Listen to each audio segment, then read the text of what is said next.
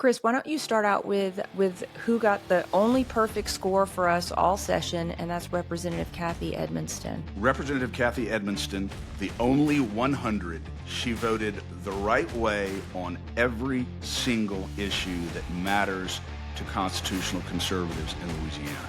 Every single time. I can't tell you the number of times, Danielle, when I was looking through votes during the session saying, God dog it, every single Republican voted against this good bill. Nope.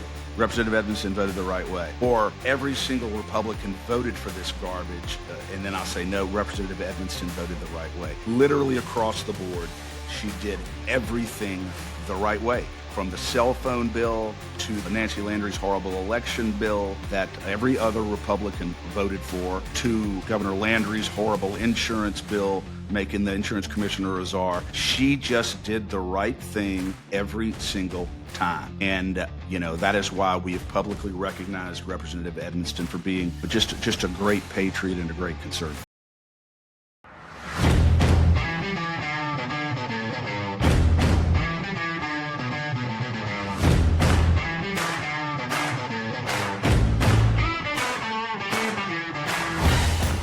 Thank you, ladies and gentlemen, for joining us once again on the State of Freedom. The State of Freedom is a listener-supported podcast. We're committed to pursuing the truth about policymaking, decisions, and situations in Louisiana and at the national level that stand to impact our freedoms. Please become a monthly supporter of the State of Freedom at freedomstate.us as we continue to expand the voice of liberty across Louisiana and beyond.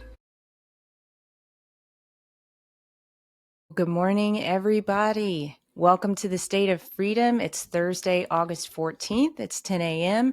I'm Danielle, and I'm joined by my partner in truth, Chris Alexander.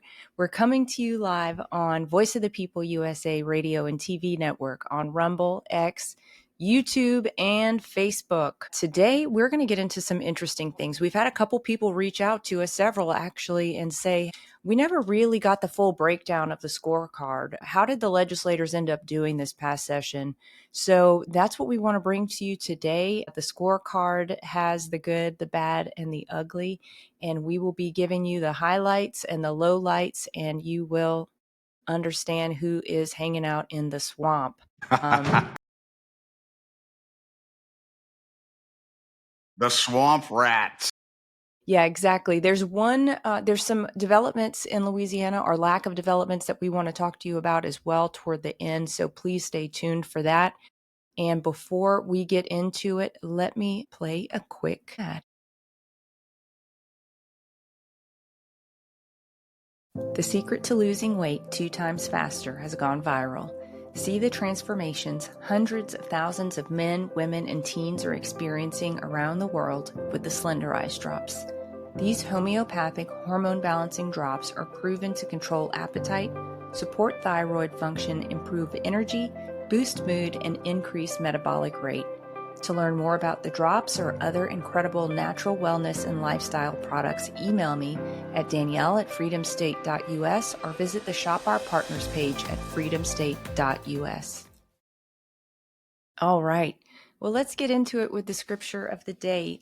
This passage is 1 Kings chapter 17, verses 1 through 6. And it says,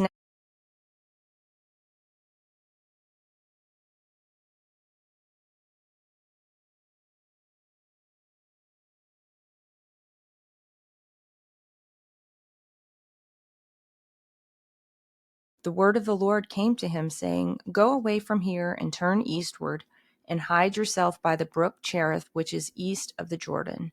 It shall be that you will drink of the brook, and I have commanded the ravens to provide for you there. So he went and did according to the word of the Lord, for he went and lived by the brook Cherith, which is east of the Jordan. And I was reading that this morning, and it struck me, Elijah was faithful in the assignment that the Lord gave him. And he stayed connected to the Lord and was listening for the voice of the Lord. And the Lord provided for him supernaturally. Ravens brought him food, and he drank from this brook until it dried up, and then he provided for him another way. So let this be an encouragement today. If you live in connection with the Lord and you've heard from him about what it is you're supposed to be doing, then he'll be faithful to provide. But it does take obedience and effort on our part. Elijah had to move where the Lord instructed. He had to get up. He had to go to the brook when he was thirsty. He probably had to go outside to meet the ravens to get the food that they were bringing him. So don't be in disobedience to the Lord because you don't understand how the finances will work out or how the time will work out or how the pieces will come together.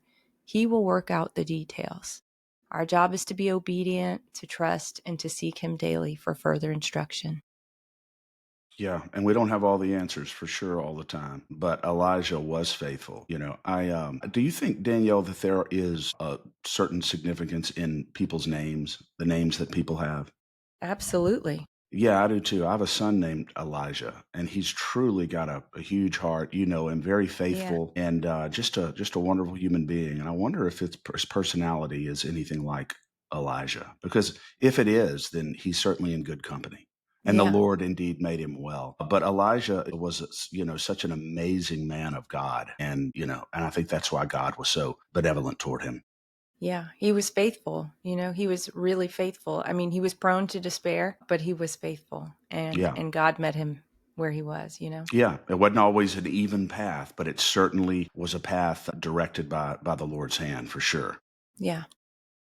All right, Chris. Well, do you want to get into some of this? I don't know, I guess record keeping, right? I mean, you did all this work. You went down to the legislature for 2 months and pounded the pavement, talk to these legislators, inform them on the legislation, encourage them to vote the right way, and even suggested some improvements to legislation along the way.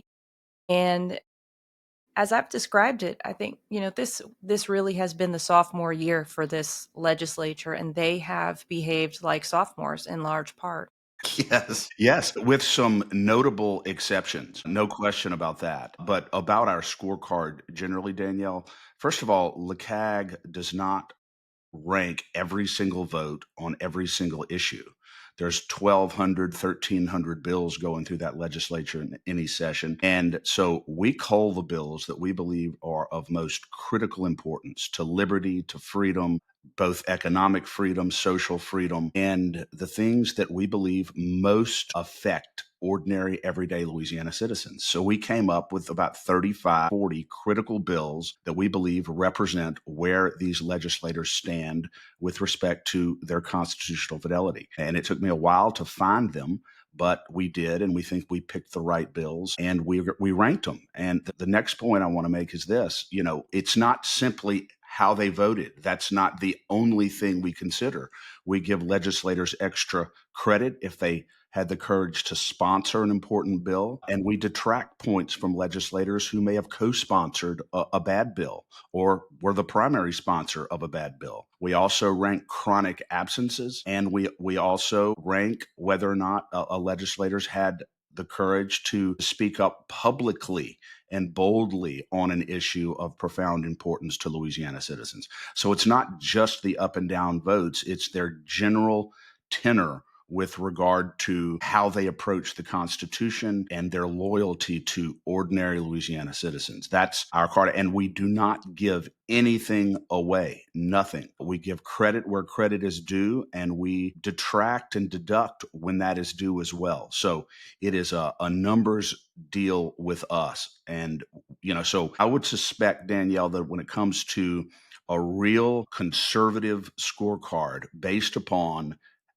all of those factors that I just named, our scorecard is extremely accurate. And I will say tracks very closely generally with J.C. Harmon's scorecard. He does a scorecard every year, and we looked at his, and with a few exceptions here and there, our scorecard tracks close to his. So I'm excited about getting into this, and I think the citizens should be very excited about being able to have a record exactly of what their representatives and senators did on things that really mattered. Yeah, well, I have to commend you, Chris, because it was a ton of work, not just to be in session. I mean, you were basically in session with the legislators as if you were a legislator. You probably did a lot, perhaps even more legwork than the legislators to get some bills across the finish line and parsing through the legislation. At the beginning of the session, you and I sat down and looked through what it was we thought was going to be most important. And of course, those are just the pre-filed bills. Like you said, there's over 1,200 bills that were filed. We can't have 1,200 opinions in a given session. It's just too much for one, 2, or 20 brains to handle. So we narrowed it down. And I think what we came to is really gives a great flavor for where people are standing when it comes to being in alignment with the Constitution, but also being in alignment with their constituents. And Exactly. And let me say this, Danielle, you're yeah, exactly right. Let me say this. Also, another thing that distinguishes our scorecard from other scorecards is the fact that we meticulously pay attention to committee votes as well. Most scorecards track and rank only floor votes, but we track committee votes because that is often where bad legislation is advanced and where good legislation is killed. So you can't you can't do a scorecard that is meaningful and really informative unless you pay attention to what's going on in those committees. And our scorecard takes that into account for sure. yeah, it absolutely does. And I guess before we get into it, maybe just a reminder, if people were listening to the show during the session, you're going to be very familiar with the bills that were on that ultimately ended on the scorecard, right? But some of the big topics were expropriation of private property for carbon capture, sequestration, the regulation of the solar industry, the way that our election systems are procured, freedom of speech, insurance. There were quite a number of issues across the board, and I know, Chris, you'll get into them as we walk through how some of these legislators voted for better or for worse. But maybe just to start out, I guess we can start. Unless, do you want to add anything to that? I was just going to say the DEI. There's a DEI Yeah, bill, that's for right. instance, that Cameron Henry allowed to die on the Senate floor. The foreign interference in our elections was a huge issue as well. But I think that the issues and the bills that we came up with truly are the tip of the spear when it comes to what constitutionalists and conservatives care about. Yeah. And just before we kind of start walking through this, one other point that I want to make is, we're going to highlight the A's and the B's and the D's and the F's. So the C's, if you don't hear your legislator's name, you can just assume they basically got a C. But some of the B's, every single one of these votes is incredibly important to the future of our state, to the way that we conduct our lives, to the government's interference in my personal life, your personal life. So I don't think we need to throw a party for anybody that got a B. That's not the point of this. I think the point is, we understand compromises have to take place. We don't necessarily agree with that. We do understand as well that the governor wields tremendous power in this state, and a lot of people had make trade-offs, and some of those trade-offs end up kind of being a little bit of a mark on them personally by the way they voted. So if your legislator scored a B, I think it's a great thing to go to them and say, look, why did you vote this way?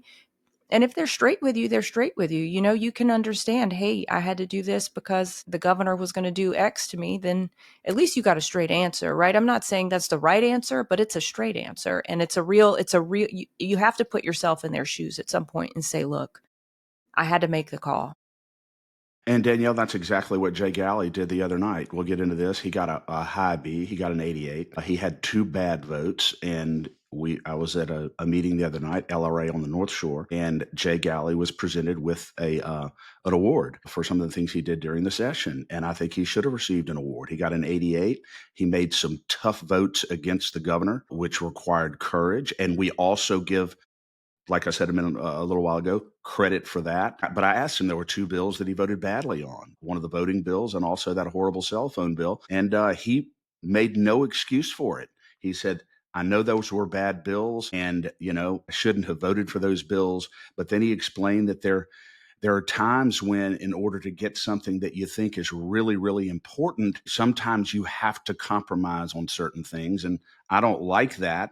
That is the reality of it. So to some degree, I find that palatable, if he's trying to get something through. But bottom line is he deserves credit for not making any excuses about it.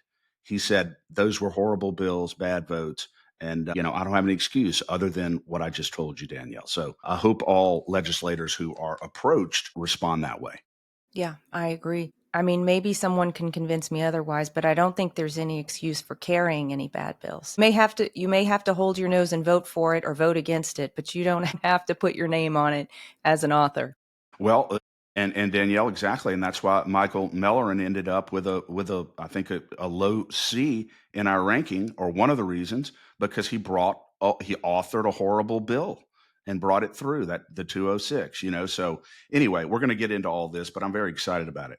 Yeah, let's get into it. We're going to start with the best of the Senate. So, scoring the highest in the Senate were two people whose names are not going to be unfamiliar to our audience. They were Valerie Hodges and Blake Miguez. If you will recall, Senator Hodges brought SB 206, which was the bill that we considered the most important, the most critical, when this and the rest of the session could go away as a win. But of course, it didn't pass. But that's the one regarding foreign adversaries having, if they own property close to military installations, the military and the state would have the ability, I believe, to expropriate that land. And it also had had aspect to it where if there was any foreign nexus to the components of a voting equipment, that equipment would not be permitted to be used in the state. Chris, do you want to get into the votes by Senator Hodges and Senator Miguez? Sure. Senator Hodges, she showed a lot of courage in her votes. She had the courage to vote against, for instance, that HB 148 that ended up passing, but it was the bill that the governor was pressuring everyone to vote for that creates basically a little fiefdom in the Department of Insurance for the Commissioner of Insurance to do whatever he wants, whenever he wants. And there was major pressure on both reps and senators to vote for that. And Senator Hodges stood against it and voted against it. She also, as you said, brought that extremely critical infrastructure bill that Comrade Miller, we'll get into that, gutted in the Senate Judiciary Committee. But she stood strong against a lot of criticism, unwarranted criticism. It took a lot of courage for her to bring that bill, and she responded so eloquently and effectively. So courage is rewarded with LeCag. The only bad vote that Senator Hodges had was on the HB 304. I'm sorry, it was on HB 206, which was the bill that allows the legislature to ratify election consent agreements through a joint resolution rather than through passing a law. And we thought that was a bad bill and not really a constitutionally appropriate way to pass legislation. But that was her only bad vote. She stood strong on everything else. A number of bills that required her to go against the governor. A 96 is well earned and well deserved for Senator Hodges. Very similar to Blake Miguez. Senator Miguez did a lot of very good things this session, voted very similarly to the way Senator Hodges voted. Also stood against that. Both Valerie Hodges and Miguez stood against that horrible SB 80, the bill that prohibits the free speech, law-abiding citizens from conducting exit polls, but CNN gets to do it. Yeah. He also stood against that horrible insurance bill that Governor Landry was pushing. So he did a lot of things that were important. The only bad vote that Miguez had was that Miguez voted for Dixon McMakin's bill resolution to repeal a portion of the administrative code that requires multi-factor authentication and dual passwords on any system that counts our votes. And we thought, why would you want to do that? But Nancy Landry, as you know, so many of them, when Nancy Landry says jump, they say how high, and you and I are still trying to figure that out. But other than that, Senator Miguez was solid across the board and deserved the grade that he got for sure. Yeah, and just a point that I think bears mentioning, he also brought a great bill in the Maha vein that was a great companion to Patrick McMath, Senator McMath's bill that was ultimately signed by the governor and to great fanfare with RFK Jr.'s visit. But Senator Miguez's bill was vetoed by the governor. Exactly. Vetoed by the governor. And there's got to be some political machinations in there, because there's no lack of duplicative bills that seem to make it through if the governor's on the side of the people. Exactly. One other that I told you he did right on the cell phone bill, and he voted, of course, for Alan Sebaugh's bill, bad faith bill, basically leveling the playing field on these bad faith claims that a bill that Governor Landry ultimately vetoed. So Senator Miguez and Senator Hodges both demonstrated consistently that they have the capacity to oppose even a very powerful governor, and that counts a lot with us. Yep. And speaking of people who have the fortitude to counter a powerful governor, while Senator Miguez and Senator Hodges were the only A's in the Senate with a score of 88, was Senator Alan Sebaugh, who has gone toe-to-toe with the governor in the post-session era, I guess. Yeah, he did, and he voted the right way most of the time. The reason why Senator Sebaugh was not A on this is because he voted yes on HB 577, which was a terrible election bill that vests so much authority in the Secretary of State. Again, one of her bills that vests plenary authority in her regarding the selection of our voting system, with very little checks and balances and very little transparency. That was one of the worst election bills I've ever seen. Senator Sebaugh voted for that, and he also voted for HB 206, which we talked about a minute ago. But other than that, Senator Sebaugh did very well. He actually voted for the resolution to repeal the security requirements in the voting system as well. So those three bills are why he's in the B range. Remind us, HB 206, remind us what that one is. HB 206 is the bill that allows illegal election agreements to be ratified in the legislature through a concurrent resolution rather than through changing the law, which is required under the Constitution. And so that was bad. Those three votes, everything else he did very well. And Senator Sebaugh also got a lot of credit for standing up publicly. He's the only public official in the state that I've seen, other than Treasurer Fleming, who has publicly opposed the governor on issues that are very important. Senator Sebaugh has done it, and again, he got specific credit for his courage in doing that from us. Would you count Commissioner Tim Temple in their stead as well? I would put Commissioner Temple in that category, yes. But obviously Temple's not a legislator, so we're not ranking him. Right. The other thing that Senator Sebaugh did that I did want to mention is that he did kind of a very nasty line of questioning of Senator Hodges' SB 206, her foreign adversaries bill. I just remember he was a little condescending seeming in committee whenever that bill came through. You know, he has been a proponent of voting machines and upgrading voting equipment to new computers. So I think that was kind of he was a little bit of a dog with a bone on that one. And he actually did get a couple of points off for that, for not being of more assistance to Senator Hodges in that committee. Yeah. He's a B. A lot of people would say Sebaugh should be an A, but not. It is what it is.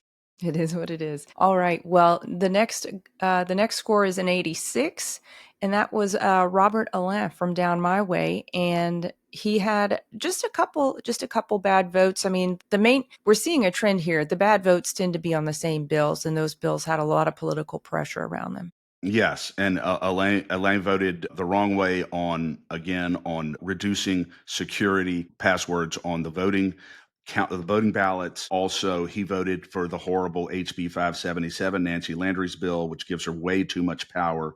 He voted the wrong way on HB 206, as we talked about a minute ago. And he voted the wrong way on the reason why he is not an 88. The reason why he's an 86 is because he voted the wrong way on that horrible cell phone bill. You know, that's you're not going to get an A from LeCag. Rarely. If that were the only bad vote he had, he probably could have still gotten an A, but it wasn't. There were several others. So he's at an 86, which is appropriate.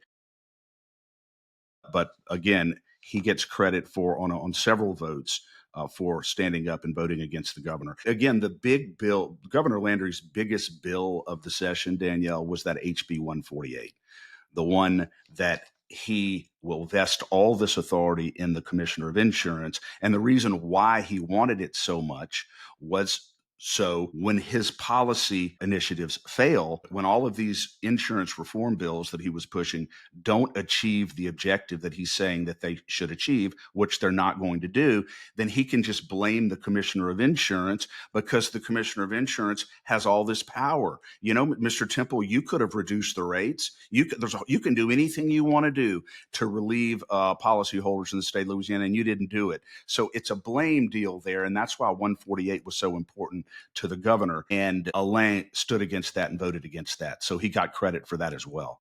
Yeah, good for him. All right. With scores of 83 and 82, respectively, Rick Edmonds and Bill Wheat. Rick Edmonds got one of the things that jumps out at me about Rick Edmonds, Danielle, is that he got credit for defending Senator Hodges in the Judiciary Committee on SB 226 when she was trying to argue for her bill and how important it is that the military have authority to expropriate this property if it's located near military installations. And he understood it. He defended her.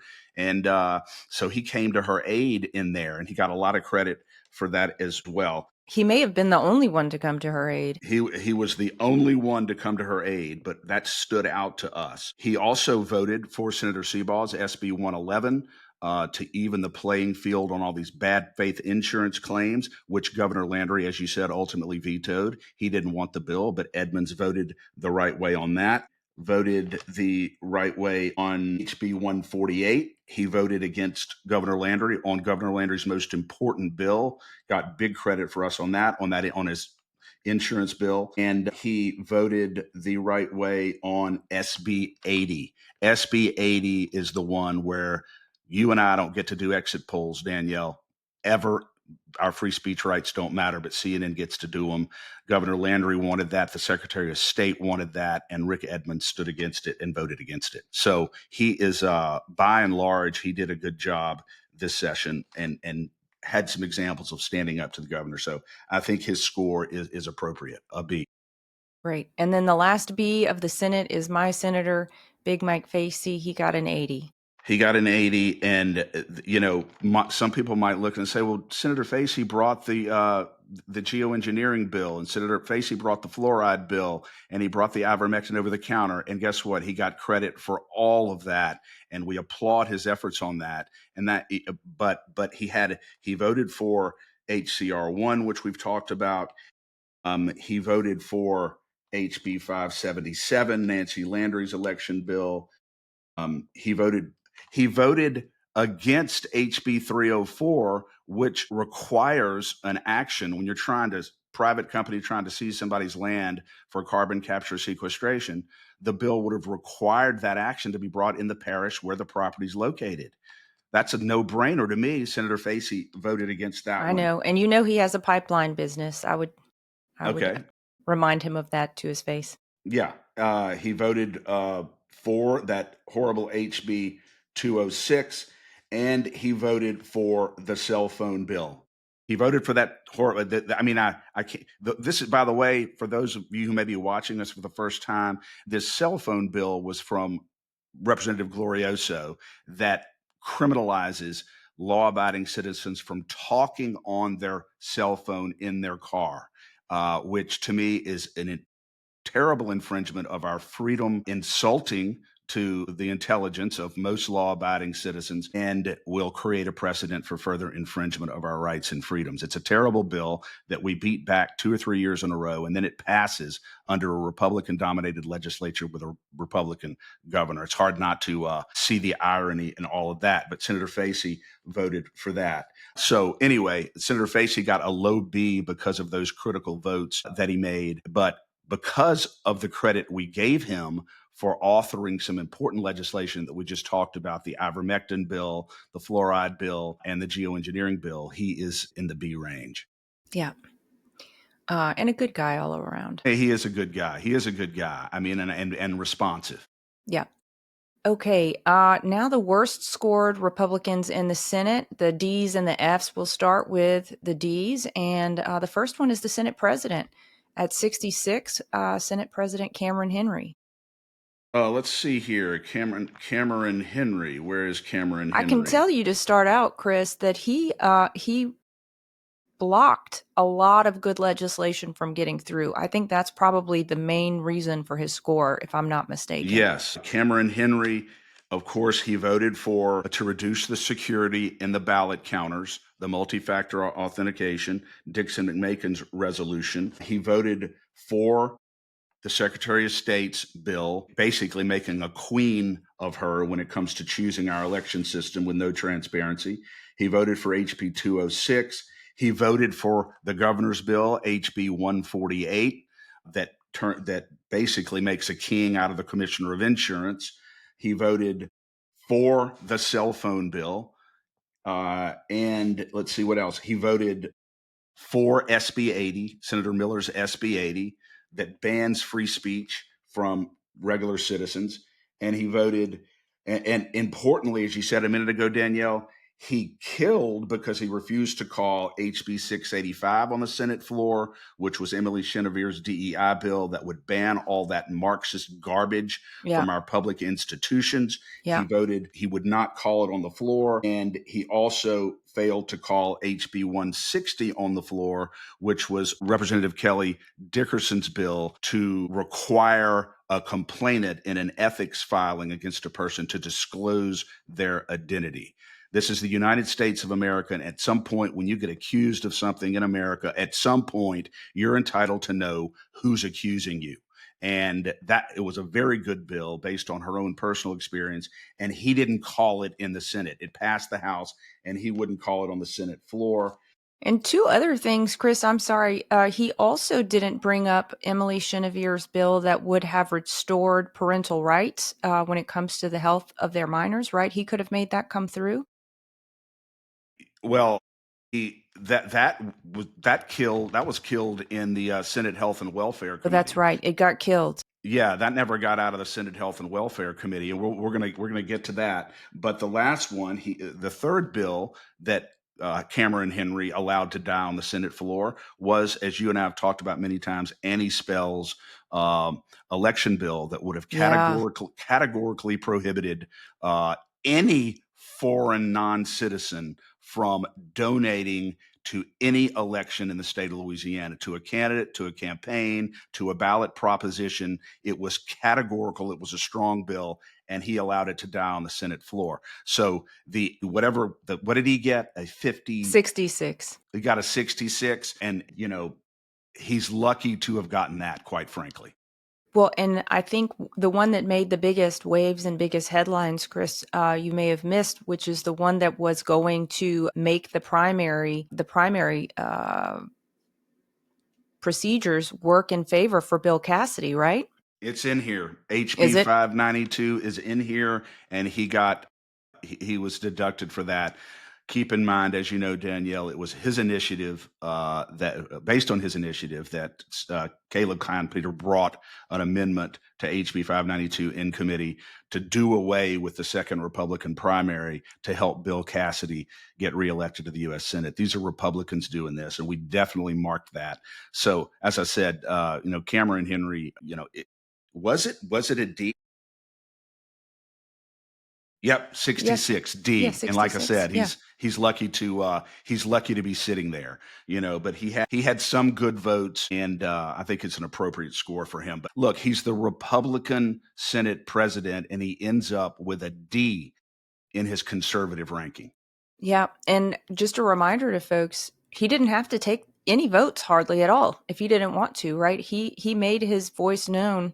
Chris, he's essentially only required to vote in case of a tiebreaker, right? Absolutely. He doesn't have to vote unless it's a tiebreaker. That's exactly right. So the fact that he chose to be out front on these issues that are slap in the face to the Constitution and the people of the state who love the Constitution is noteworthy. Yes, and the reason why he got a D instead of an F, a couple of reasons, is that he did stand against the governor on one bill. He voted for Senator Seaball's SB 111 to end the ambush of bad faith claims against insurance companies when they don't have an opportunity to invest a claim. And so he voted the right way on that. And let's see, was there anything else controversial that he did? He voted the right way on HB 304, Danielle, requiring expropriation actions to be brought in the parish where the property is located. And that was a big deal to us because property owners deserve at least not to be inconvenienced. They shouldn't have to travel all over the state to defend these expropriation actions. So I think that was a very good. He voted for, and that's about it for him. So those two or three things that I just said are why he wasn't an F. Yeah, but there was one big fat F in the Senate, and that was Comrade Greg Miller. But you know what? We didn't even talk about, I skipped over the last D, and that's Caleb Klein Peter. And you alluded to some of the reason that he scored down in the D range, but he scored a 65. Yeah, he voted wrong on the election security bill. He voted wrong on the bill giving Nancy Landry total power in procuring the election system. He voted wrong on requiring expropriation actions to be brought in the parish where the property is located. He voted wrong on allowing consent agreements to be ratified through concurrent resolution. He voted wrong on Governor Landry's insurance bill, making a czar out of the insurance commissioner, which is a horrible bill. He voted wrong on the cell phone bill.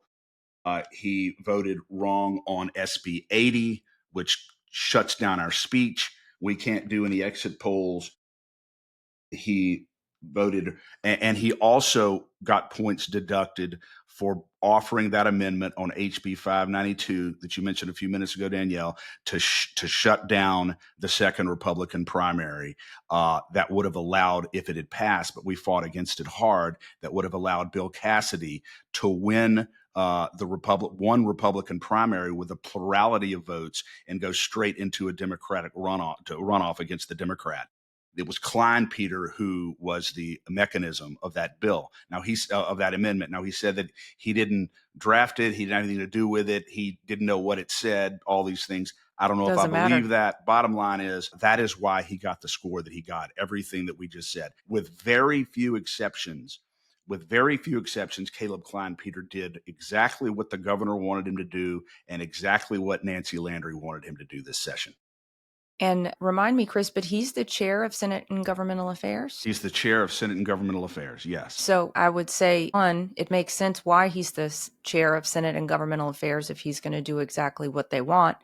And two, you should get points taken off if your leadership is this poor on issues that are directly related to your committee. Exactly. That you chair. And that's why he ended up with a 65, a middle D. Yeah. All right. Well, how about Comrade Greg Miller down in the F zone at 49? Greg Miller, I'm trying to think of one. Well, his grade reflects, Danielle, that there was absolutely nothing that he did that was faithful to Louisiana citizens this session. Absolutely nothing. He voted the wrong way on every single thing. He was the author of SB 80, brought at Nancy Landry's behest, which shuts down the free speech of average, ordinary Louisiana citizens while protecting the speech of CNN and MSNBC. Yeah. He helped gut and kill Senator Hodges' bill. In fact, he was the spearhead of that, SB 220 Jude A, that again would have allowed the military to expropriate property that poses a threat to our critical infrastructure if it's owned by foreign adversaries. He also helped gut important election provisions in that same bill that would have prohibited Nancy Landry from going forward with the purchase of electronic voting machines until Trump's EOs come back, which have ordered an investigation into all electronic voting systems. He helped gut that. And then on the floor, he helped completely kill what was left of SB 226. That wasn't enough for him. So he is one of these guys who, and as you said, I think a previous show, Danielle, this is not the same Greg Miller that existed last session. I think he did quite well last session. In fact, he was doing so well that we didn't He didn't even come up on our radar screen, which he would have if he had been doing some bad things. But this year he has well earned your moniker for him, the comrade. Yeah. The comrade. Or you could call him Nancy Landry's water boy. Or Nancy Landry's water boy. Exactly. And so that is where we are on Senator Miller. I want to make sure I'm not missing anything here. And of course he got points off for bringing the SB 80. So not just voting for it, but authoring it. Major points. As he should. Chris, well, our friends at We the People are in the chat, and they said this is the best conservative podcast in Louisiana. Thanks, We the People. I bet that's April watching. So, hey, thanks for watching this morning. Before we get into... love it. I love April, even if we're not in the month of April. Me too. I love her year round. Before we get into the best of the house, let's break for a quick ad. If you're looking to invest in physical precious metals or convert your 401k to a precious metals-backed IRA, please consider making your investment with our trusted partner, Metal Stacks. Their prices regularly beat the big sites, and they have no credit card fees or minimums. Shipping is free for orders over $500. Just visit metalstacks.com/dwalker or get there from our website, freedomstate.us. If you're interested in the IRA conversion, drop me a message at Danielle at freedomstate.us and I can get you connected with their white glove service. Awesome. Yeah, definitely check out Metal Stacks. They are fantastic. Hey, did we definitely check out Metal Stacks? Did we mention Bill Wheat? No, we didn't. Okay, I definitely want to mention. You know what? I think I gave you both names at the same time, but we skipped over them by accident. Okay. So please go ahead and give him credit. Bill Wheat, who has been disappointing on some things in the last couple of sessions, did reasonably well, certainly relative to how some of the others did. He ended up with an 82 because he voted the right way on several things that were very, very important. He voted the right way on HB 148. That bill, the way we graded HB 148, because we understand what a dagger it is in the heart of real insurance reform in Louisiana.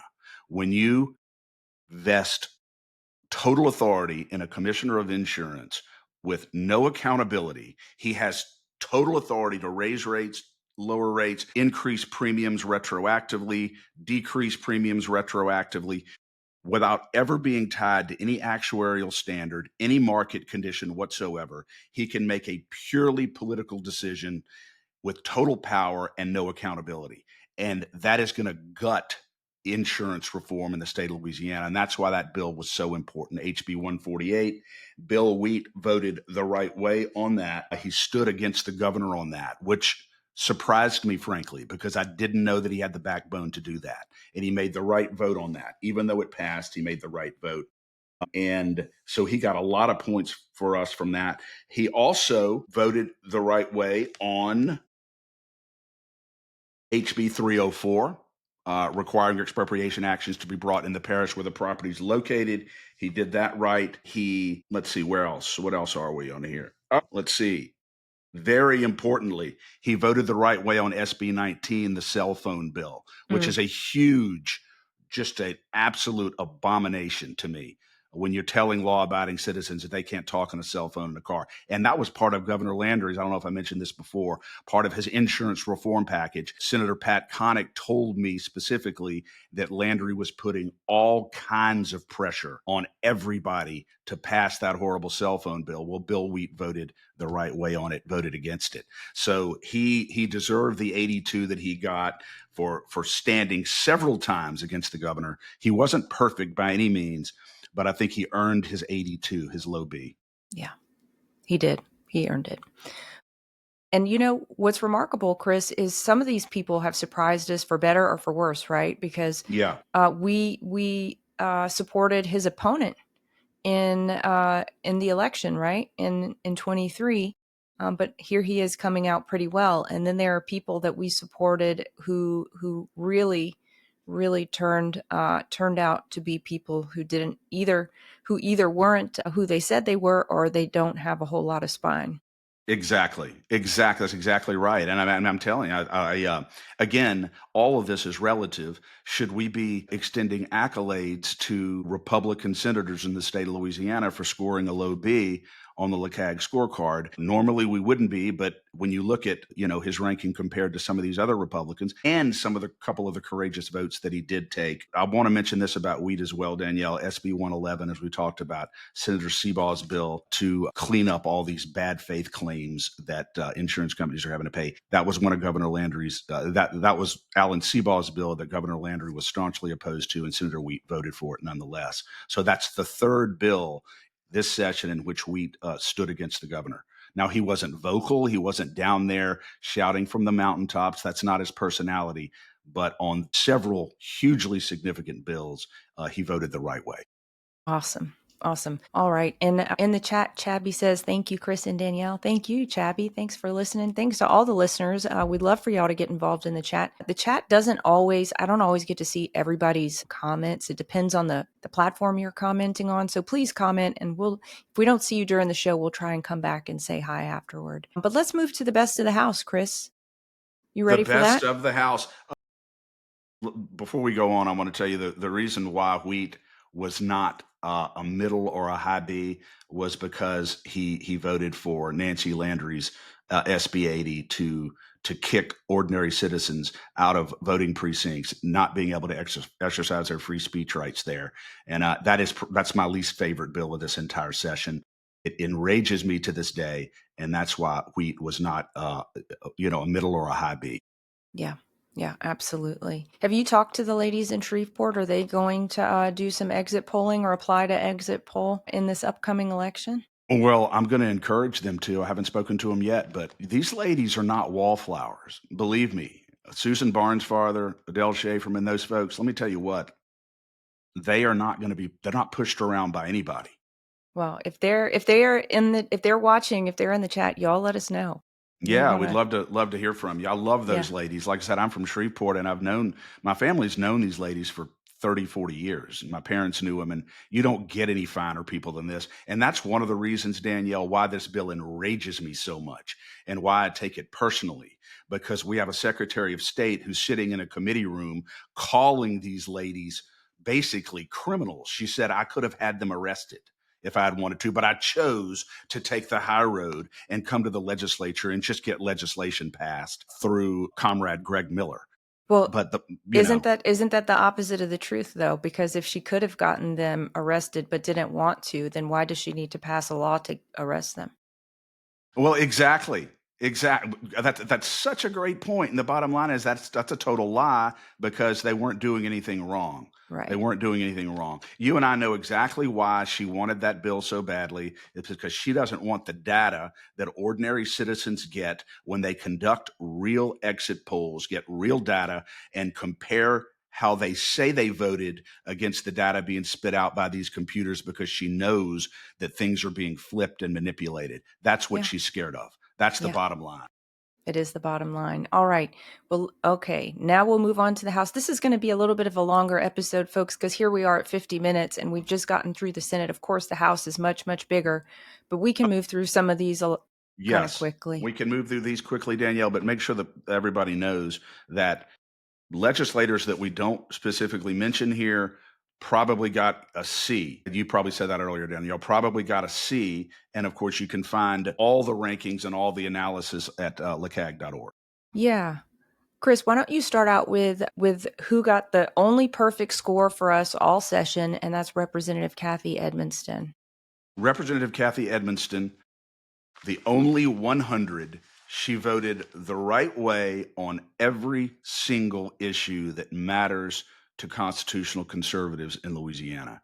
Every single time. I can't tell you the number of times, Danielle, when I was looking through votes during the session saying, God dog it, every single Republican voted against this good bill.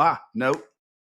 Representative Edmonston voted the right way. Or every single Republican voted for this garbage. And then I'll say, no, Representative Edmonston voted the right way. Literally across the board, she did everything the right way, from the cell phone bill to the horrible Nancy Landry's horrible election bill that every other Republican voted for, to Governor Landry's horrible insurance bill, making the insurance commissioner a czar. She just did the right thing every single time. And, that is why we have publicly recognized Representative Edmonston for being just a great patriot and a great conservative.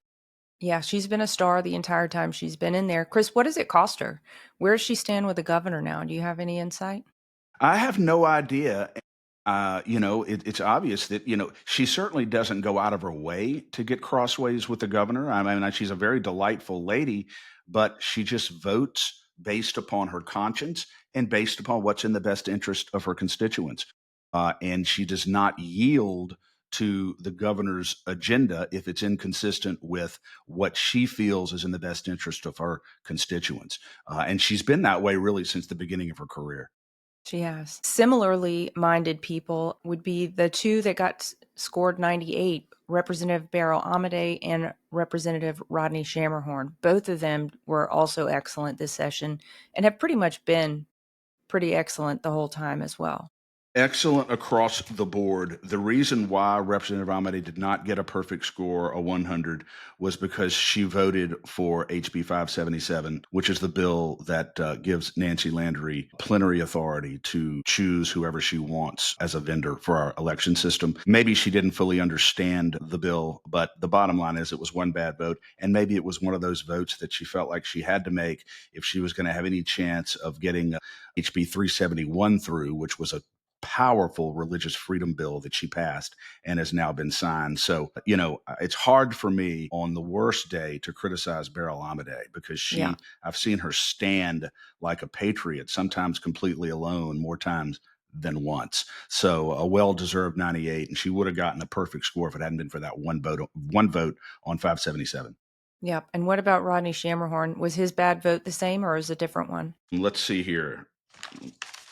Shammerhorn, one of the reasons why Shammerhorn scored so high, Danielle, was because he not only did he support all the carbon capture sequestration legislation, but he brought a couple of very powerful bills in the House Natural Resources Committee. If they had passed out of House Natural Resources Committee, we wouldn't have eminent domain in Louisiana right now for carbon capture sequestration. You couldn't seize private property in order to put these injection wells and these pipelines on property. It was a powerful bill that he fought for. Unfortunately, as we'll get to some of these other voters, House Natural Resources Committee killed his legislation along with a lot of other good CCS legislation. So he got a lot of credit not only for standing on behalf of citizens against this racket, but for bringing several items of legislation that were very good and very powerful and fighting for that legislation. So that's a big part of the reason why he did so well. The only bad vote, Danielle, couple of bad votes that he had were one of them was on 577. He voted for the bill we've been talking about with Landry.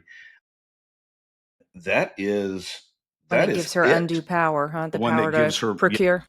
Basically, what it says is you don't have to go through a competitive bidding process anymore. You don't have to be transparent anymore. You can do what's called an invitation to negotiate, and you can extend an invitation to negotiate to one vendor, a vendor who you want, and ultimately award a contract to them. That's not transparency. That's not checks and balances. That's not accountability. So that was his only bad vote. And again, back to our original theme, Danielle, it's amazing how the Secretary of State's bidding is done so reflexively by almost all of our legislators and senators when she wants something. And I'm still trying to figure out, as you are, why that is the case. I think it may be because she controls the levers of the election. Maybe somewhere inside they know these elections can be manipulated electronically, and they simply don't want to be on her bad side. I don't know what the reason is.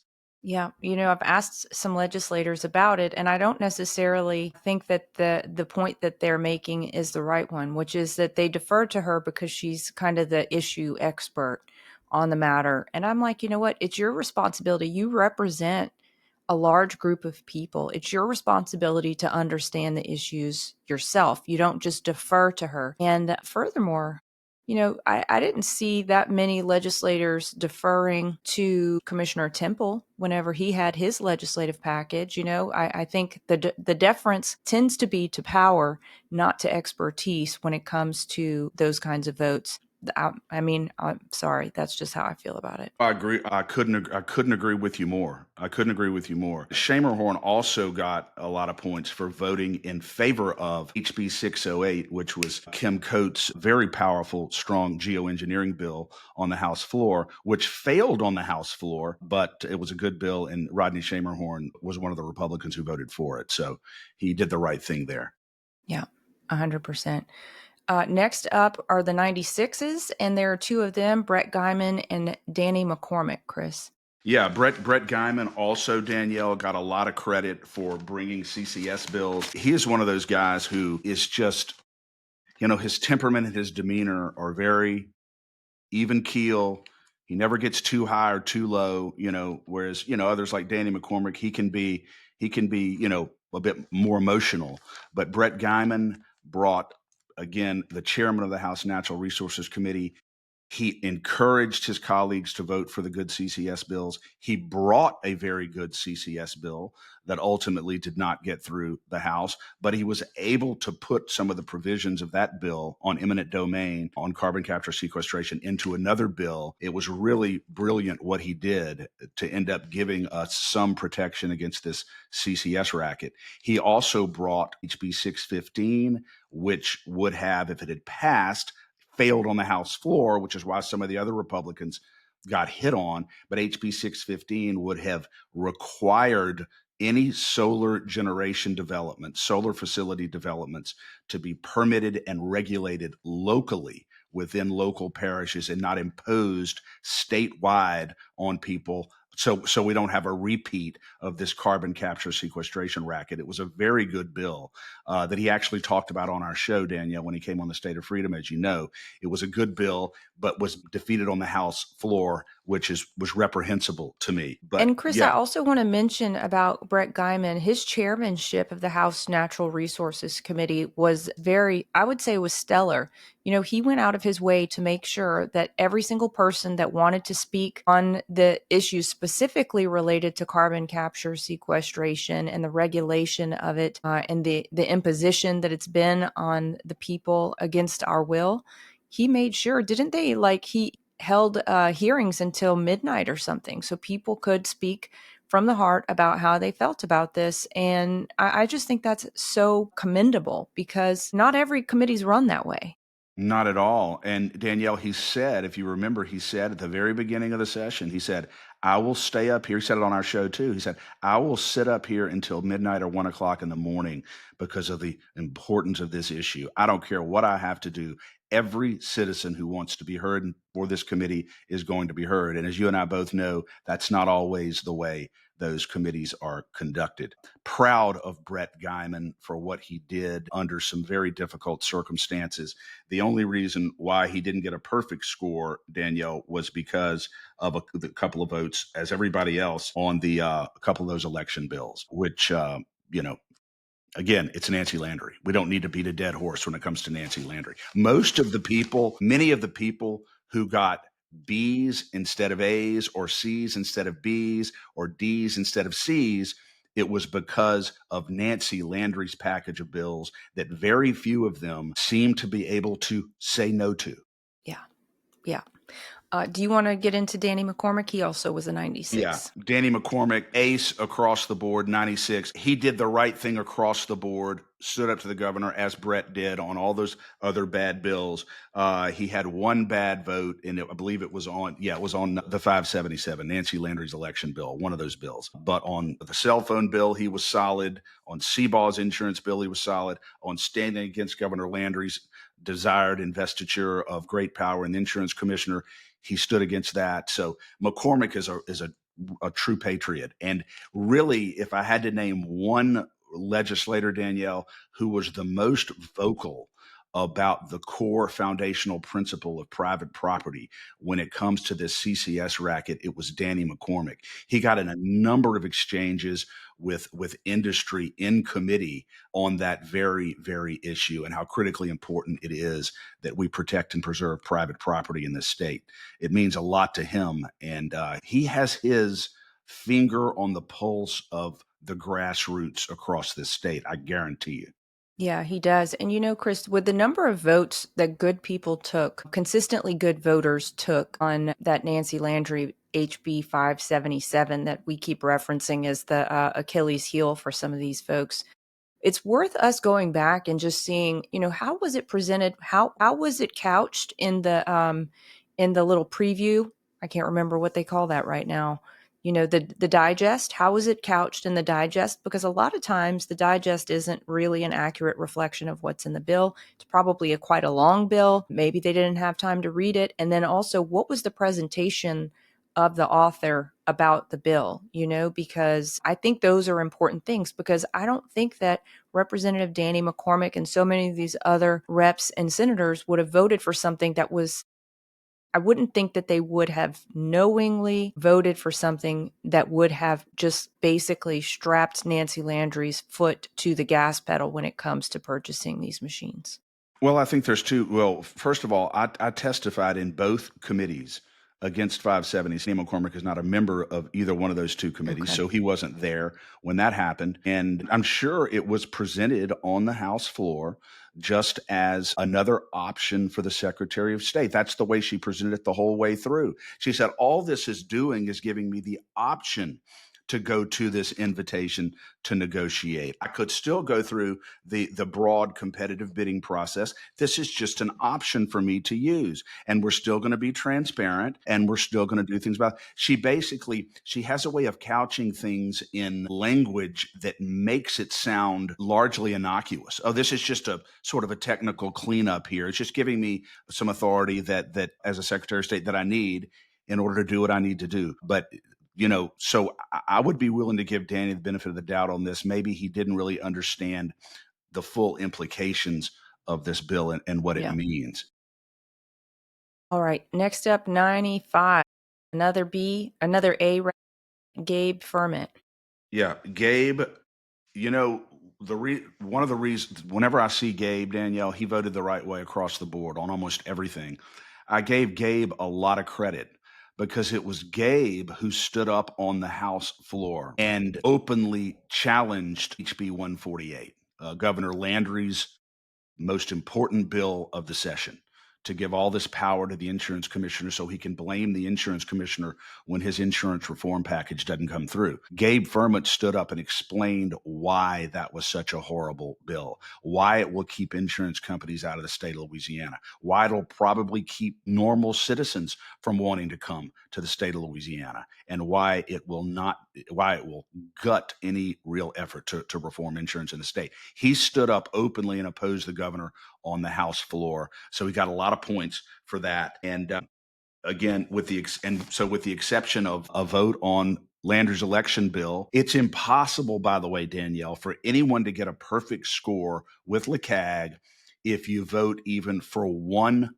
terrible bill. You're not going to get 100. You may get close, but you're not getting 100. And he voted for a couple of one of Landry's election bill, Nancy Landry's election bill. So he's at a 95, but by and large, Gabe Ferment stood strong and did the right thing. Yeah. Next. And even though the scorecard is weighted, I think, very appropriately, it's important for people to remember some people had more opportunities to vote for or against good or bad bills, depending on what committee they sat on, because they had the opportunity in committee where a lot of people, if it failed in committee, then there were the rest of the House, for instance, doesn't have the opportunity to vote on that. So there's nothing that we can score them on, right? Just a reminder. Yeah. And then likewise, so the people who sit on the committees, House Natural Resources Committee, House Governmental Affairs Committee, I think those were probably two of the House Municipal Affairs, my least favorite, most unconstitutional committee. The people who sat on the... No, it is. on those committees and perhaps even the Commerce Committee, but I would say definitely House Natural Resources and House and Governmental Affairs. The people who sit on those committees had the opportunity to take the most votes that we scored on. I think that's a fair representation, right, Chris? So some of these people are able to score higher because they just took fewer votes, period, based on their committee assignments. And also the counter to that, score lower. Yeah. Because they had more votes. I mean, Yeah. if they're not absent when they should have been there to vote, and if they are not on the committee that's voting, then how do you can't score them in that instance? Yeah. Okay. Did we talk about Philip Tarver yet? He got a 94. No.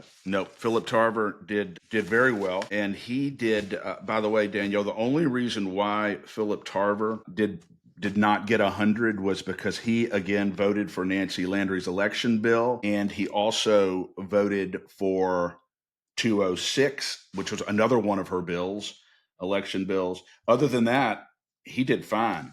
I mean, he did the right thing across the board. Every bill that Governor Landry wanted, that was not good, he voted against it, and he voted for the good things. He voted against the cell phone bill. He voted for Alan Sebaugh's bad faith bill in insurance. So he did the right thing. And like I said earlier, we're always going to give credit to legislators who demonstrate that they can oppose a very powerful governor in the way they vote. Because when I tell you, Danielle, a couple of legislators have told me you would be shocked, absolutely shocked, if you were to observe the pressure that is put on these legislators to vote the way the governor wants them to vote. It's a wonder any of them are ever able to oppose him. So I admire the ones who do, especially the ones who do it relatively consistently, like Tarver. Agree. Okay. For a score of 93, and Chris, maybe we can call an audible on this, but there's a lot of B's. So maybe, I don't know, maybe we might need to skip over the B's and just do give the scores for the A's, and then give the scores for those who were at the real bottom of the barrel. You could just, I can run through them or you even could if you just want. name the ones who got the B's and put the score, and then our listeners can go to lcag.org and get more information. But That's a great I think point. they probably would want to know what the score is. Yeah, that's a great point. Okay, we can do that. But let's definitely get through talking about the A's. So Kelly Dickerson with a 93.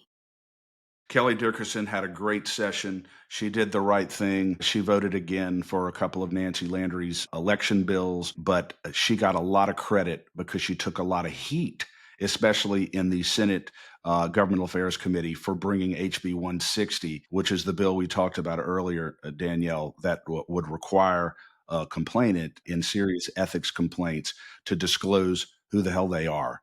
And I just think it's fundamentally un-American for someone to be able to bring a serious complaint against a Louisiana citizen and be able to conceal their identity throughout the entire process. I think that's chicken. Well, I don't believe that is appropriate. American Transparency in the state of Louisiana.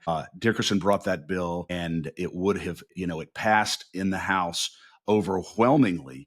Then it gets over to the Senate, gets out of committee, gets to the Senate, and Cameron Henry lets it die on the floor. Representative Dickerson got a lot of credit from us for bringing that bill, and absolutely deserved an A. I think she's doing an overall very good job as a legislator. Yeah. Well, I think some of the bills that perhaps the governor did not want to put his veto pen on, Cameron Henry had the responsibility for letting die. I guarantee you there was collusion there. There's no question about it. No question about it. Including the HB 590. Because what kind of position would Governor Landry be in if he had a bill on his desk to categorically prohibit foreign donations to Louisiana elections, and he had to veto that? So Cameron Henry did the dirty work on that. You're exactly right, Danielle. Yeah. So our government is run like a mob. All right. On a good day. On a good day. Okay. Scores of 91 on a happier note, Kim Coates and Ray Cruz. Both did an excellent job.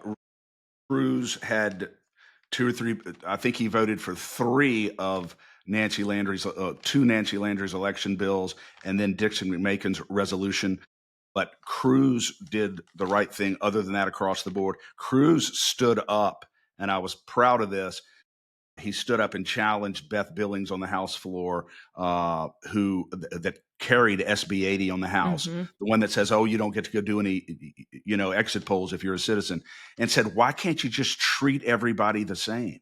Why are we making a law distinguishing between ordinary citizens when it comes to conducting exit polls and bona fide media? What difference does it make? Why do citizens get less First Amendment protection than news organizations?" She couldn't answer the question. Cruz exposed the bill for the absolute piece of garbage it was, and of course, voted against it. And again, voted the right way on everything else, with the exception of those 3 election bills, which are significant. Don't get me wrong, which is why he was a 91, and a low A. Yeah. And he also carried both last year and this year, of note to our viewers, the gold and silver as legal tender, and as, what was the other one, Chris?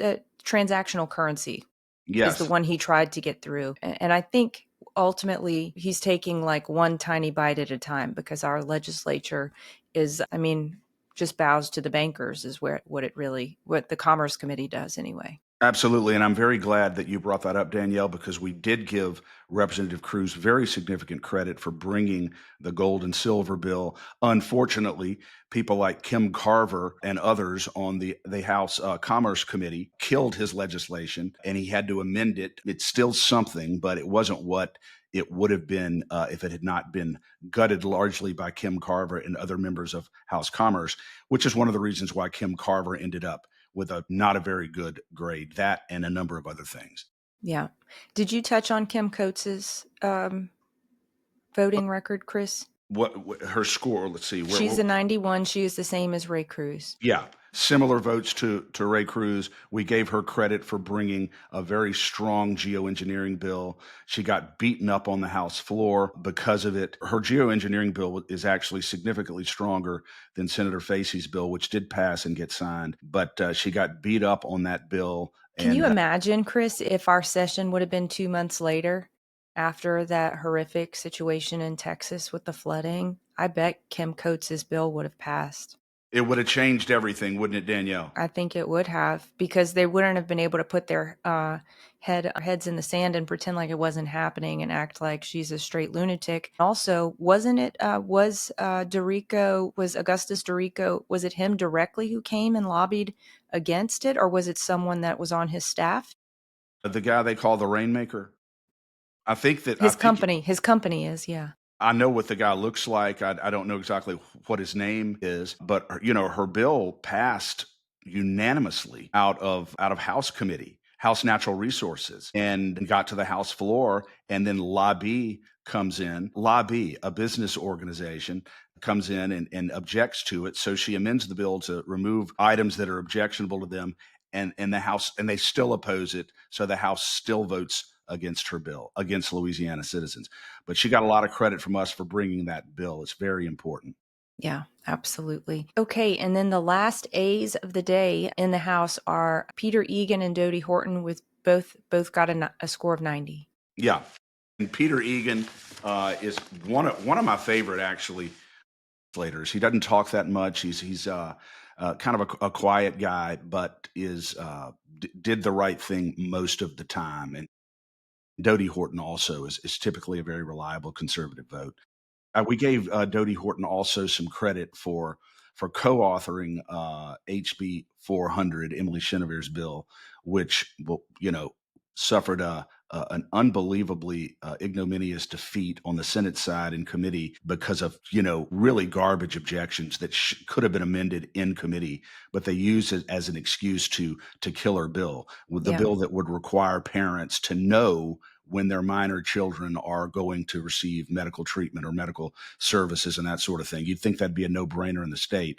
Bottom line is Dodie Horton was a co-author with Emily Chenever on that. She got a lot of credit on that. She voted wrong on some of the election bills. Again, I think the 90 is an appropriate score for her. Yeah. All right. Let me run through the B's, and Chris, if there's anything you want to stop me on, I'll give a pause so you can stop if you want to comment on any of these folks for particularly commendable or egregious votes. Then 89, Roger Wilder. 88 was Emily Chenevere and Jay Galley. And I think you mentioned Jay's upfrontness about taking some bad votes as trade-offs, basically. Yeah. Jay, 577, Landry's election bill, and then the cell phone bill, and he owned it. Yeah. Within 87, Josh Carlson and Lauren Ventrilla. 86 was Shane Mack. 83 was DeWitt Carrier. I think his claim to fame was being willing to switch his vote when he heard loud and clear from his constituents about his CCS votes. Actually, DeWitt Carrier voted the right way from the very beginning Did in he? House Natural Resources Committee. It was Jason DeWitt who switched sorry. the vote on a couple of bills. But DeWitt Carrier was consistent and vocal in favor of the carbon capture sequestration bills. A very different DeWitt Carrier from a year ago or 2 years ago when I was getting in exchanges with him before the House Natural Resources Committee because he couldn't understand the concern about private companies taking private property for CCS. But he did hear from his people after we had that exchange. And this session, he was strong against carbon capture sequestration. Awesome. And then with 82, Mike Bayham, Julie Emerson, and Francis Thompson. 81 was Michael Mellerin. Did you want to mention something about him? Michael Mellerin voted the right way a lot of the time. He got major points off for bringing HB 206, which we believe was originally intended to allow Cleo Field to return to the U.S. Congress through a consent agreement. And we thought that was absolutely sinister. And so he got major points off of that. Fortunately, we were able to keep that from happening through an amendment on the Senate side. But Mellerin, and he also voted the wrong way on a couple of other important bills. So, but you can find out all about him. But that was a big deal to us that he would have brought HB 206. Especially in light of what the objective of that bill originally was. Yeah. And some of the names that are going to be in the worst of the House are probably going to surprise people. I'll run through them. And then I guess, Chris, when we get to the Fs, if you want, I don't know how we want to do this. Just comment along the way if you want. Yeah. Okay. With a 68, Bo Boye, who's tended to be pretty conservative a lot of the time. But this year he got some real hits. Yeah, Boye. Hold on a second. This is important because he's the chairman. Yeah, Boye. Boye voted against Danny McCormick's HB 75, which would have simply protected landowners who don't voluntarily give their land away for carbon capture sequestration through, so they are forced to give it up. They don't get penalized in the amount of money that they're going to be compensated for their land. They would be treated just as well as a person who immediately entered into what's called the unit, voluntarily giving up their land. It was Danny McCormick's bill, and Boye voted against that on the floor. He's committee chairman of what committee? Well, no, I'm sorry. Yeah, he's the chairman of House Governmental Affairs. Okay. But anyway, so he voted the wrong way on that. He also voted against Kim Coates's geoengineering bill on the floor that we talked about a few minutes ago. He voted for all of Nancy Landry's election bills. He voted against the requiring expropriation actions to be brought in the parish where the property is located. He voted for Governor Landry's horrible insurance bill 148. He voted for SB 80, the horrible cell phone bill.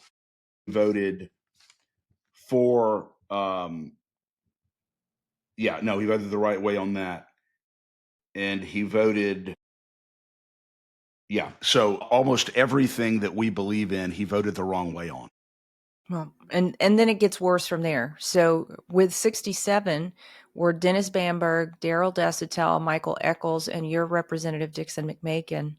I know you mentioned Dixon brought he carried some bad legislation this session. Yeah, he did. He brought so many things that Dixon did this session were just terrible, from, bringing a bill to gut the autonomy of the Republican Parish Executive Committee in East Baton Rouge Parish, to, a bill designed to increase the governor's appointment authority and power.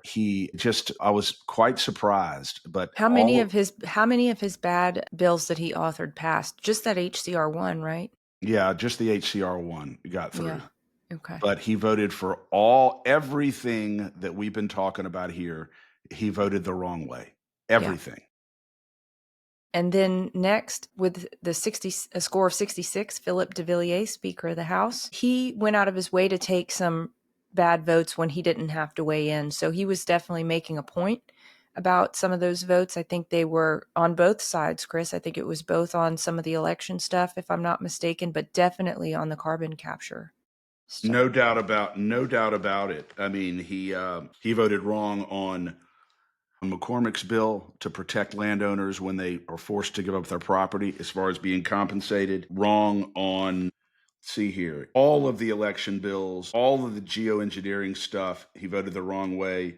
He voted the wrong way on Brett Guyman's bill to give local autonomy on solar development. Voted against that. It's just amazing. He voted for Governor Landry's bill on the insurance, making the commissioner a czar. Wait a minute, did he actually? Yeah, so it's just one of these deals where it just is what it is. And I would encourage everybody to go up and look at our scorecard and just see exactly how these people voted. And all you have to do is click on the bill. It'll tell you exactly what the bill does. And also on our scorecard, Danielle, they can go up and there's something you can hit to say, look at your representative, put your zip code in or whatever, and you can find out, just go to your rep or your senator. Yeah, absolutely. One point, Chris, that you've made to me off air is that you did give de Villiers a lot of credit because he let the bills get to the floor, whether he liked them or not. They got to the floor of the House, whereas they did not get to the floor of the Senate. That's exactly right. And so the reason why he's not an even lower D is that he did allow votes to be taken place on the House floor, full record votes, which, as you and I have talked about, is very valuable to us. And that's record votes is very valuable to us because it's how we hold people accountable on how they vote. So that's really important to us. Unlike Cameron Henry, who allowed multiple bills to die on the Senate floor without a vote. So that was the difference between Cameron Henry and Philip de Villiers. That's why Cameron Henry is sitting at an F and Philip de Villiers is sitting at a D. Sitting with Philip de Villiers at 66, I can't remember if I said Wayne McMahon is also a 66. 65 were Kim Carver and Foy Gadberry. 63, Vinnie St. Blanc from down my direction. 62, Vincent Cox, Troy Hebert, Joe Stagney, and Brian Glorioso. And I also want to mention in their company was a Democrat. And there are Republicans who have scored much lower than 62 folks, if y'all want to be embarrassed about the voting of people in this legislature of quote unquote conservatives or at least quote unquote Republicans. There were some really horrific voting records this session, and there were a number of Democrats who outscored Republicans. Absolutely. And again, if you go back, Danielle, and you look at what these Republicans ran for office on, their themes, Brian Glorioso, the theme of his campaign, and we helped Brian. Yeah. We helped Brian get elected, as you recall. And the theme of his campaign was make Louisiana great again. And here you have him carrying Governor Landry's water throughout the session, sponsoring the cell phone bill. It was his bill to criminalize talking on a handheld cell phone in your car. Yeah. Despite a total lack of evidence, despite what it's going to lead to, that was his bill. We hit him hard for that, for authoring that, just like we hit Pat McMath hard for co-sponsoring it on the Senate side. So Brian Glorioso has been a very significant disappointment, as a first year legislator. First term legislator, yeah. Sophomore behavior. All right, now for the Fs. At 59 were Jacob Broad, or Jacob Bro, I'm not sure how you say it, and Joe Engeron down from my neck of the woods. I can say specifically for Joe, he voted the wrong way on every single carbon capture bill. Is that not right? 100% across the board. Yeah. And then at 58, Stephanie Hilferty. 57, Beth Billings. 56, Neil Reiser. 55, Jeff Wiley. And I believe you commented earlier, he's in a similar district, an adjacent district to Representative Kathy Edmonston. Yes, and I find it just really worth observing that two reps from Ascension Parish could have such Republicans, could have such radically different scores. Kathy Edmonston, a 100, and Jeff Wiley ends up at a 55. His votes just across the board were outrageous. I mean, that's a fact. And it certainly didn't help him that he was the author of HB 148, Governor Landry's bill to make a czar out of our insurance commissioner and basically hold insurance companies hostage here in the state of Louisiana. That was his bill. So he got hit hard for that as well. I just think it's interesting that those scores would be so radically different when they're both from the same parish. Yep. Well, Zizarang is from my parish, and he is also scoring at 55. But Chris, can we run through? He's running for Terrebonne Parish Clerk of Courts, and I'd like to know how he voted on the election issues that matter to us. Yep. Zizarang. So he ends up with a 56, Danielle. Oh, 56. I thought it was 55. Okay, 55. I'm sorry. Yeah. So he votes. This is important. And I think, I'm glad we're doing this. HCR 1, Dixon McMakin's bill that reduces security in the ballot counting devices that we have by getting rid of the multi-factor authentication and the dual password. He voted for that. Okay. He voted for that terrible resolution. He voted against SB 8, which I believe SB 8 was, I'll go back and look at that, but it didn't have to do with elections, but he voted against, it was one of Senator Morris's bills, I think having to do with ICE and the responsibility to report ICE, but that's not one of the election bills. Okay, so Zarang voted against Danny McCormick's bill not to discriminate against property owners who don't just voluntarily give their property up for carbon capture sequestration. You have to pay them just the same amount you do as people who volunteer. He voted against that bill. Of course, it had to do with carbon capture sequestration, so that doesn't surprise you, I'm sure. He voted the wrong way on HB 608, Kim Coates' geoengineering bill. He voted wrong on that. He voted wrong on Nancy Landry's HB 577 that gives her total authority when it comes to investing in the voting system. He voted HB 206, which, as we said earlier, allows through a streamlined process the legislature to ratify illegal election agreements. He voted for that. He voted for the cell phone bill, the cockroach, as you affectionately like to call it. He voted for SB 80, Danielle, the free speech bill. So he's running for clerk of courts, and he doesn't want citizens to have freedom of speech at the polling places. Yeah, he voted, for those criminals, 70-year-old ladies up in Shreveport. He voted for that. He voted for, and all of the carbon capture sequestration bills, Danielle, as you said, every single one of them he helped kill in the House Natural Resources Committee. The ones that would have protected people, not the bad ones. Exactly. He voted. Yeah, everything. I mean, it's just amazing to me what he. But importantly to me, since he's running for clerk of courts, he supported all of Nancy Landry's legislation. Is that right? I mean, I see every SB single 80. thing. Everything. Okay. Well, let the record stand. I think that might be important to draw out at some point. I know we're drawing it out now, but maybe we need to put it in a little more clear terms somehow. Yeah. But Zizarang voted for all of Nancy Landry's election legislation that makes us less secure and makes her less accountable. He voted to kill every single piece of legislation that would have protected property owners in Louisiana against this CCS onslaught. He just was a profound disappointment, but he probably not surprising. Yeah. At 54 was Paula Davis, and 52 was Polly Thomas. Now, Polly Thomas in the last 2 years has become a completely different voting element than she had been in her previous term. Is that not right, Chris? I mean, she used to vote very conservatively, and she has really been at the bottom of the barrel when it comes to her votes.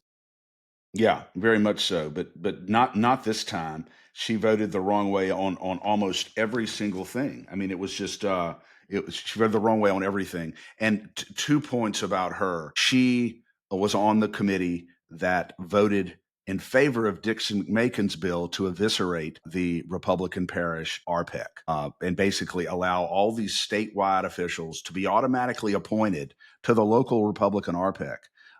And basically destroying the autonomy. She voted for that, and of course, she voted against Kim Coates' geoengineering bill, and she voted for the cell phone bill. She voted for Governor Landry's bill on insurance. Everything, just about everything, she did the wrong thing on.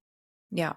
I'll also mention that Representative Roy Adams, a Democrat, also scored a 52, which is still above quite a number of Republicans, and that's why I'm mentioning it. It was great to see that there were several Democrats who were breaking with the party line this session and voting their conscience, voting with their constituents, voting their conscience. And you had a chance to tell Roy Adams that. I sure did. It was very nice to meet him. He's a lovely gentleman. Yeah, but also Thomas voted wrong on Brett Guyman's bill that would give local autonomy on solar development, which is a big deal to us. Yeah, it is. Okay, at a score of 51, my state rep, Jessica Domingue, she voted the wrong way on, almost everything that mattered to us. I know she voted the wrong way on CCS. I know she was in the committee that voted against Ray Cruz's gold and silver bill. Yep. And you would have the rest of the record, but I'm sure at a score of 51, she couldn't have done too well on the election stuff either. Nope, she voted for all of it, voted the wrong way on all of it, voted for everything Governor Landry wanted, voted for the cell phone bill, voted for, she just across the board, so 2 things, big things that account for her bad grade: her helping to kill Ray Cruz's gold and silver transactional bill, which is hugely important to Louisiana citizens, and voting against every single carbon capture sequestration bill that came through the House Natural Resources Committee. She's the only one who was not only present for every single vote, but voted the wrong way every single time. Even Zerang was absent once, I think. Reiser, I believe, might have been absent once. He might have been another one who voted the whole. Jacob Broad was either absent or voted against everything. But Domain was there every single vote and voted the wrong way every single time, and criticized and was vocal about it. Well, I'll just leave that right there. So at a 51 was Jeremy Lacombe. So probably about the same in terms of his votes. And then at 50 was Timmy Chasson, who's a Democrat. So I just put him in there to make the point that there are 1, 2, 3, 4 Democrats who got a better score than the worst of the worst, Barbara Freiberg at 46. She even scored lower than Comrade Greg Miller. So I guess we should maybe call her Comrade as well. Do you think that she would be a subordinate of Comrade Miller in the KGB?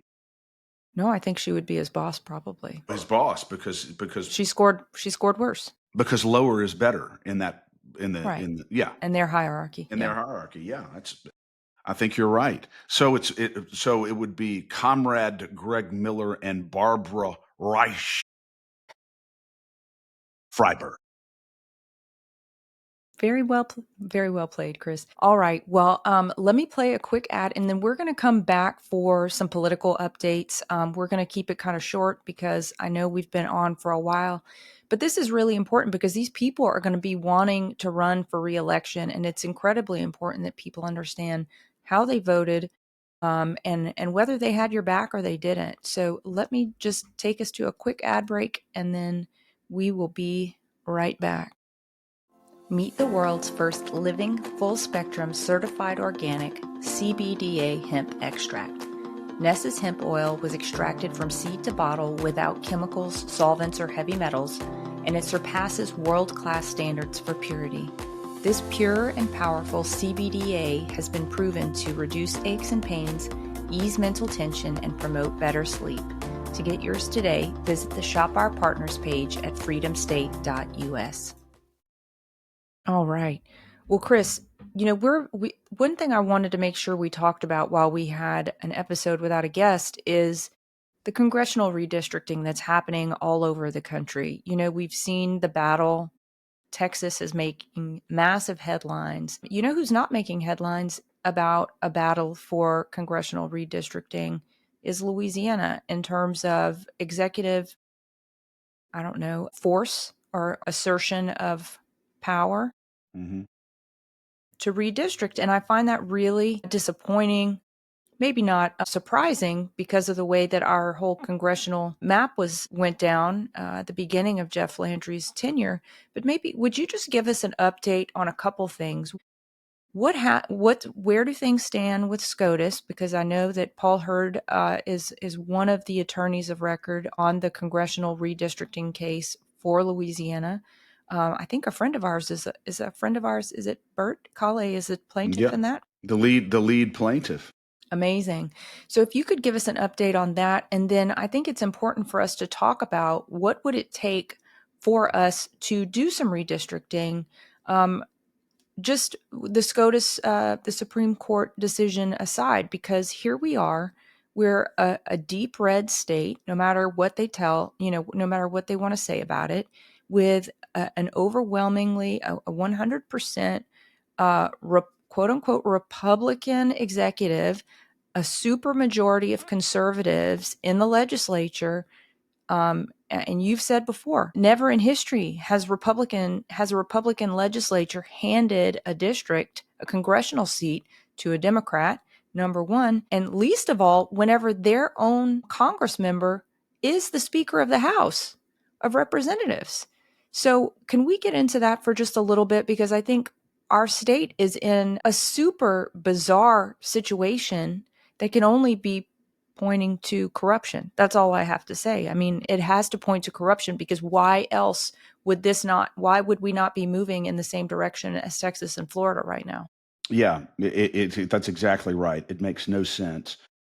This map that was drawn for Cleo Fields, SB 8 in 2024, was drawn because of pressure from Governor Landry. Let's just be straight about it. It was done because we believe, and a lot of people believe, that Cleo Fields pulled back helping the Democrat candidate who was running against Governor Landry for governor, did not pull out all of his political machinery in that race. In fact, shut it down. And that enabled Governor Landry to win that race in a primary. And I guarantee you there was some agreement between Cleo Fields and Landry along those lines. And it looks like Cleo's payback was Landry pressuring the legislature to go in and redraw a congressional map to allow Cleo Fields to be elected to the Congress. It was made for him, and it eliminated an existing Republican seat in order to do it. Mike Johnson, the Speaker of the House at that time, Danielle, was appalled by what the legislature was doing and said, we don't need to surrender a Republican seat in Congress with a razor-thin Republican majority. Do you understand what you're toying with here? He said, go back in and fight for your current map. It's constitutional. Paul Hurd, the greatest constitutional scholar in the country when it comes to redistricting, said it's constitutional. Mike Johnson, who's no slouch when it comes to the Constitution, said it's constitutional. Go fight for your principles. Go into court and fight for this district. Don't cave in to a leftist federal Obama-appointed judge just because she orders you to do something. Article 1, Section 4 of the Constitution gives you the authority to draw this district, and you need to do it and fight for your principles. But they didn't. They caved in. They gave Cleo Fields this district. Ultimately, he's in the Congress now, giving as a nemesis to everything that MAGA stands for and everything that President Trump stands for. Well, Paul Hurd brought suit declaring this unconstitutional because it's a clear racial gerrymander. If you look at this on a map, Danielle, as we know, this thing extends from Caddo Parish up in Shreveport and the tip of Bossier all the way down to the east of Livingston. It is unbelievable. Goes all the way near Calcasieu, Avoyles Parish, comes down through through Livingston. It's unbelievable. I believe Paul Hurd called it the slash. The slash. It's just a big slash. Paul Hurd said this is a classic racial gerrymander. This can't stand up. He testified to that in committee against them passing this, so they certainly knew about it. I testified against it. Bottom line is they pass it. Governor Landry signs it. Cleo Fields gets elected to the Congress. Meanwhile, Paul Hurd's filing suit, and it gets all the way up to the U.S. Supreme Court. And right now, there's every reason to believe that the U.S. Supreme Court is going to strike this district down as an unconstitutional racial gerrymander. But not only that, Danielle, they may strike down the Voting Rights Act entirely, which is the statutory mechanism that has allowed all of this racial gerrymandering to occur to begin with. So, the basis for that statute was so that minority vote would not be diluted. So in order to make sure minority vote's not diluted, they're going all over the state and finding all these districts based strictly on race. So the Supreme Court's question now is, does the Voting Rights Act violate the Equal Protection Clause of the United States Constitution because it allows the drawing of districts based predominantly on race? And so it discriminates against people who are not of a certain race. And it looks like the U.S. Supreme Court maybe is probably going to strike down not only Cleo's district, but going to declare that so many of these districts across the country that have been drawn using similar criteria are also unconstitutional. Yeah. Yeah. And I believe Paul maybe made the argument, when do they stop being Black and start being Democrats? Because the mechanism that they're using to justify this is race. But we saw this past election with President Trump that a lot of people from every kind of background voted for President Trump. It wasn't dependent on race. So at some point, the Democrats are not going to have a leg to stand on, even when it comes to race, even if it seems like they do for a little while longer, perhaps in Louisiana. Exactly. The problem we have now, Danielle, is that we have been urging, and so many people have been urging Governor Landry to call a special session right now to go in and either ratify the district that we had before this new district was drawn and present and use that map, the old map, or redraw a district that's not a constitutional gerrymander. But they have to go now, because if they don't do anything, even when the Supreme Court vacates Cleo Field's seat, there's not going to be a district there's not going to be enough time for the legislature to do what it needs to do in time for the Cleo Fields reelection. So guess what that means? That means he's going to go back into the U.S. Congress for 2 more years because our legislature did not act proactively to make sure that didn't happen. That is what is so unbelievable about what's going on now. They should be in a special session right now getting this done so that we can get this nemesis out of the U.S. Congress. The guy who voted against prohibiting men from competing in girls' sports in the Congress, the guy who voted against requiring medical protection for unborn children who survive an abortion, voted against immediately deporting any illegal immigrant that is responsible for a crime of violence. I think it's the Laken Riley Act. He voted against that. It's just across the board. Cleo Field's a nemesis. Our Republican legislature put him there, and now they won't do what's necessary to make sure that he doesn't get to go back. Yeah. So what people need to do in order to exert some pressure on the legislature is to go to LeCag and take action. I know, Chris, you have a call to action up. We need the legislature to call itself into special session if Jeff Landry won't do it. And it has to happen before what? It has to happen before September 15th. Yes, absolutely. They've got to get in there and do this. And so please go to lacag.org and hit Action Center and you do this call to action on redistricting. And while you're up there, do the other calls to action. We have 3 or 4 others up there. They don't take long to do, all very, very important issues. But this redistricting, if you had told me, Danielle, 20 years ago, 30 years ago, 40 years ago, that a Republican dominated legislature would surrender a congressional seat to a leftist Democrat and eviscerate one of their own Republican seats. And then when he gets up there and he does all these horrible things, they won't go in and make it right. I'm stunned by this, and maybe I shouldn't be, but I do want to say this, and this is important. This is really important on the redistricting. I want everybody. I think it's important for people to know what how the senators voted on this, and I'm going to go through it very, very quickly. It won't take me long to do it. Where is this thing?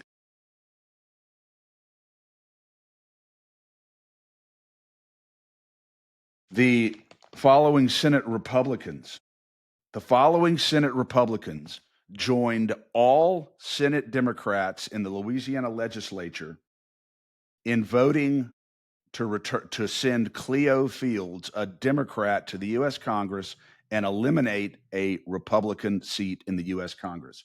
Here they are. Here's how they did it: Cameron Henry, Mark Abraham, Heather Cloud, Pat Connick, J.P. Couson, Rick Edmonds, Henskins, Hodges, Klein Peter, McMath, Miguez, Mazel, Owen, Reese, Stein, Wheat, and Womack. All those Republicans joined every Senate Democrat to get a majority vote to give Cleo Fields this district when they did not have to do that. They caved in and they didn't fight. And I would like to find out why that occurred. We think we know because of pressure from the governor. And we would also like to know why we're not hearing a word from any of them demanding that they go back into session and make this right, because this does not serve 70-80% of Louisiana citizens who are absolutely opposed to everything Cleo Fields represents and stands for. Yeah. Well said, Chris. Well said. It's how many legislators are needed to get the legislature into special session? That's a good question. I don't know the answer to that, but certainly Okay. if every Republican wanted to get in there, which they should, there wouldn't be a problem, right? We can Yeah. find out the number. Yeah. Is it? We'll look it I up. don't know if it's a majority or 2/3. We'll look it up and put it on the LeCag Facebook page and the But State of Freedom either Facebook way, page. I mean, it shouldn't be an issue. And you would think that Chris, they you would cut have out. even more of an impetus to get in there and do the You right there? thing, knowing what's Okay. going to Chris be is coming frozen, down so I'm soon just going from to the go U.S. ahead and Supreme give Court, the announcements for declaring it. today. We have a reminder. My show, For the Love of Freedom, is usually on Wednesdays. I was going to have Sean Taylor on yesterday at 10 a.m. Unfortunately, his internet got knocked out by bad weather. We have rescheduled to tomorrow at 10 a.m. So please join us. We're going to get into a little bit of his backstory and what gave him the backbone to stand up and the interest in digging into all the corruption he's been finding. And then on Tuesday, we will have one of the U.S. Senate candidates, Sammy Wyatt, will be joining us for a discussion on his candidacy. We're going to ask him the same questions we asked John Fleming, and we hope to get every Senate candidate onto the show. If you know any of the Senate candidates and you're interested in having them come on the show, feel free to make them know that they should come on the show. We're extending invitations. We have asked, or are in the process of asking, every Senate candidate to come on the State of Freedom for a discussion. All of them. Yeah. I think it's important. This is going to be a big race. Obviously, we want Senator Bill Cassidy to be Dr. Cassidy once again. So it's going to take a lot of us understanding what people stand for, where people stand, and getting out to vote. Yeah. But these are big issues here, Danielle, and I encourage everybody to go to lacag.org, Action Center, view Scorecard, and you can see all the votes of all the reps and senators, especially and including your own, very easily. But there's no doubt that these rankings are accurate based upon a composite of what's important to Louisiana citizens. And it took us a long time to get it together, but I think it's very accurate. Also want to encourage people to support LACAG, lacag.org, and especially to support and subscribe to the State of Freedom, because we truly are the voice of liberty in the state of Louisiana, uncompromising and uncensored. And it's good to be along for this ride, Danielle. What a trip. It is. It is. And we're learning more and more every day. Learning more every day. God bless you, Danielle, and God bless the State of Freedom. Yeah. God bless you, Chris.